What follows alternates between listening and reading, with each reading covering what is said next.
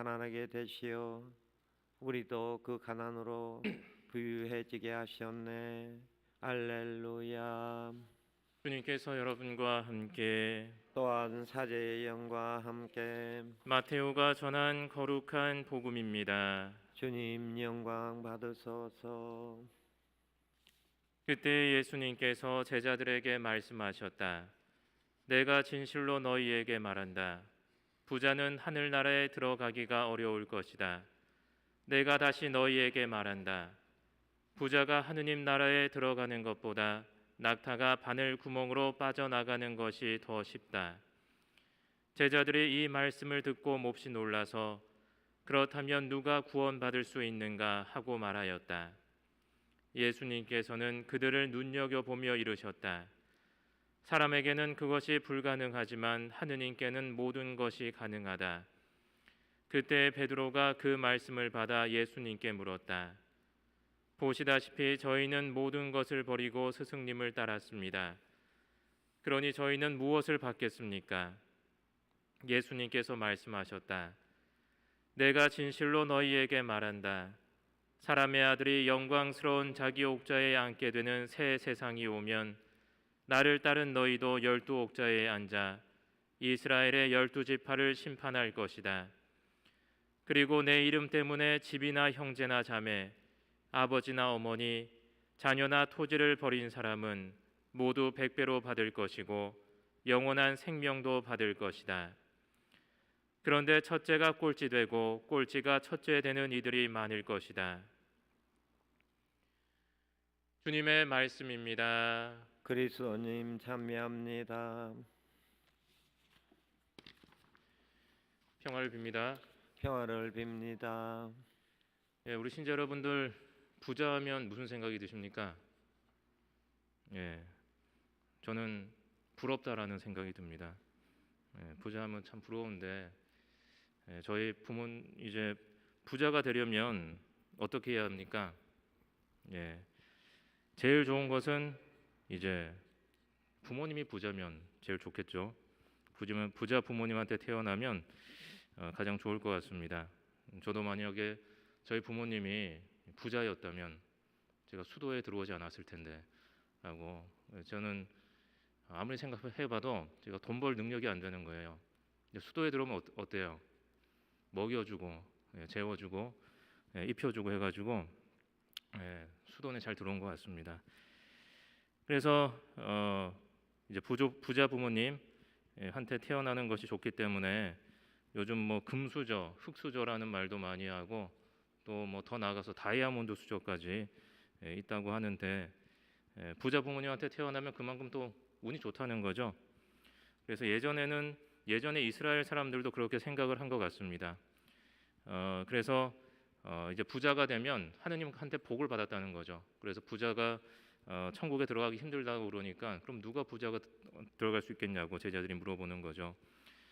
그래서 하나님한테 축복을 받아서 부자가 된 사람들이 천국에 들어가지 못하면 누가 들어갈 수 있겠는가 하고 제자들이 오늘 복음에서 깜짝 놀라게 됩니다. 부자가 천국에 들어갈 수 없는 이유는 일독서에서 어떻게 보면 말하고 있는 것 같은데 일독서에서는 이렇게 나와요. 너는 지혜와 슬기로 재산을 모으고 금과 은을 창고에 쌓았다.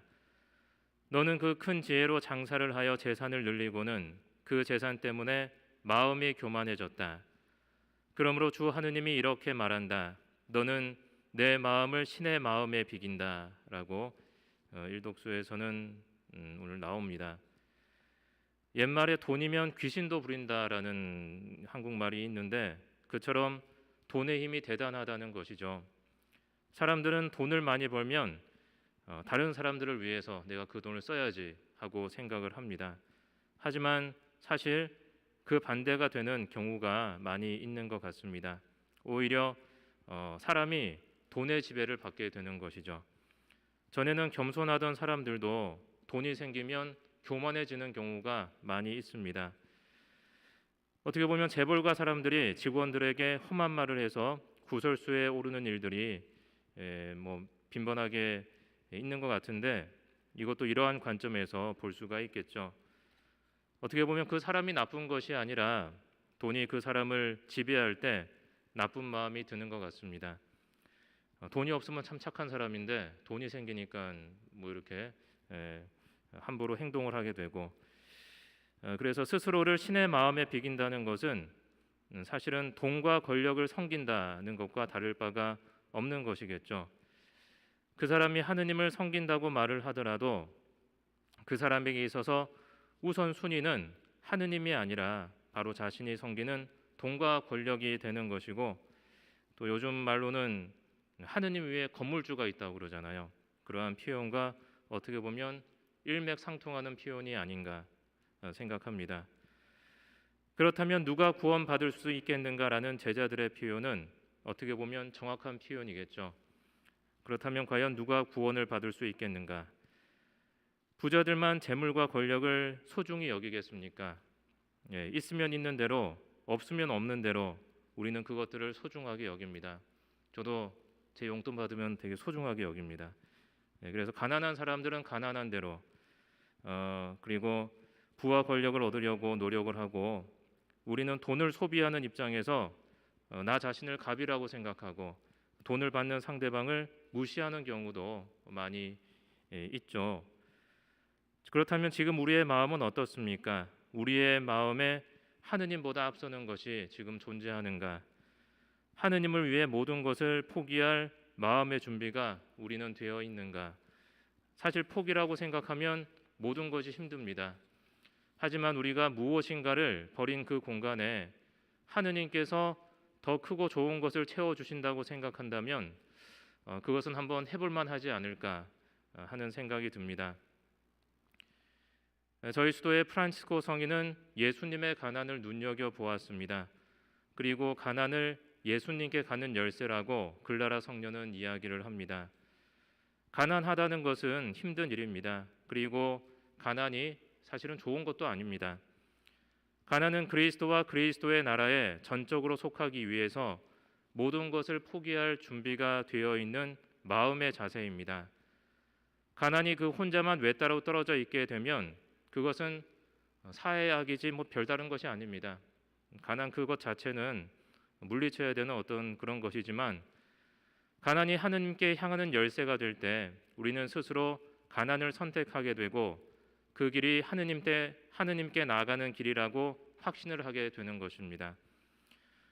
부와 권력이 스스로 하느님의 자리를 차지하게 하는 마음이라면 가난은 하느님 앞에 겸손해지는 마음입니다. 하느님은 스스로 인간이 되어 내려오셔서 그 가난의 신비를 우리에게 보여주셨고, 하느님께는 모든 것이 가능하다라는 것을 또한 우리에게 보여주셨습니다. 그래서 그렇다면 누가 구원을 받을 수 있겠는가? 바로 하느님께서 우리에게 구원을 주십니다. 오늘 우리는 무엇을 섬기고 있는지, 그리고 무엇을 섬겨야 할지 생각해보는 하루 되시기 바랍니다.